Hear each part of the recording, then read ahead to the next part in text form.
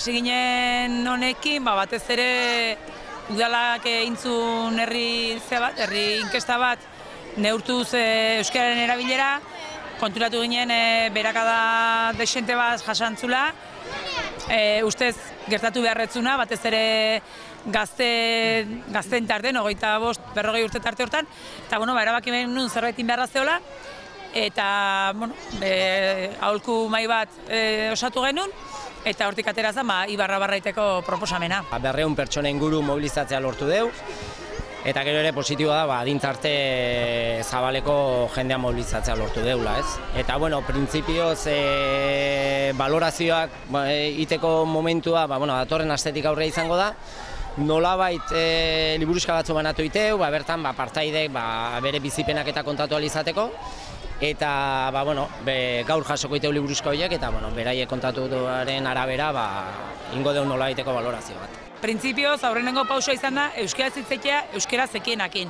Dauzkagu ohiturak baititik ez zaituen pertsonakin erderaz zaitzeko, beraiek euskara ikasi dute, edo euskaraz zekiten eta txikitatik erderazko joera izan da, eta lehenengo helburua hori izan, euskaldunon artean euskaraz hitz egitea. Jasoeten urria da, berezeki batzui, igual, espero baino gehiago kosta izan du zaiela, baino egia da nolabait jendek uste deu saiakera bat indula, eta euskaldunekin uste deu inoiz baino gehiago euskaraz indeula. Bai, noski, nik uste batez ere honen giltzarria dela jendearen kontzientziazio hori, ez?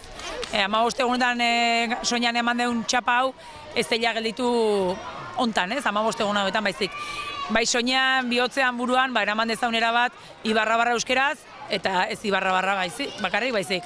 Eskualdean, Gipuzkoan eta Euskal Herri mailan. Kanpainan berri jakinun eta interesante ditu zitzaidan.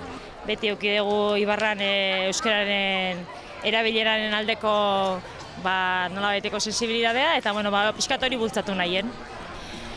Pixka bat balio izan du dit egiaztatzeko bani pentsatzen dutena, ez? Gure egunerokotasunean 100% euskaraz ez gehala aritzen, eta oso errez pasatzen gehala erderara, eta oso errez kutsatzen gaituztela esan dezagun, ez? Eta badaudela ingurune batzuk, oso gertukoak, familikoak eta 100% euskaraz ibiltzen garenak, baina gero lantokira edo juten ganean oso errez erderara jotzen dugula. Bai erdaldunekin eta baita ere euskaliztunekin ere.